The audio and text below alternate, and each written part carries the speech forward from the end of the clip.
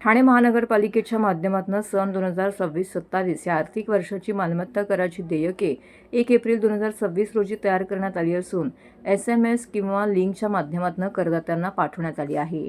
या SMSमध्ये मालमत्ता कर भरण्याची तसेच मालमत्ता कराची देयके पाहण्याची लिंक करदात्यास उपलब्ध करून देण्यात आली आहे. सन 2025-26 या आर्थिक वर्षामध्ये ठाणेकर करदात्यांनी कर जमा करून महापालिकेस सहकार्य केलं आहे. त्याबद्दल महापौर शर्मिला पिंपोळकर, आयुक्त सौरभ राव यांनी करदात्यांचे आभार मानले आहेत. सन 2026-27 या आर्थिक वर्षाचा संपूर्ण मालमत्ता कर एकत्रित महापालिकेकडे खालील कालावधीत भरल्यास दुसऱ्या सहामाहीच्या करातील सामान्य करामध्ये देखील सवलत देण्याचा निर्णय महापालिकेने घेतला आहे. 15 जून 2026 पर्यंत आपला कर भरल्यास 10% सूट, 16 जून ते 30 जून या कालावधीत कर भरल्यास 4%, तर 1 जुलै ते 31 जुलै या कालावधीत कर भरल्यास 3% सवलत, तर 1 ऑगस्ट ते 31 ऑगस्ट या कालावधीत कर भरल्यास 2% सूट दुसऱ्या सहामाहीच्या करातील सामान्य करावर दिली जाणार असल्याचं कर विभागाने नमूद केलेलं आहे.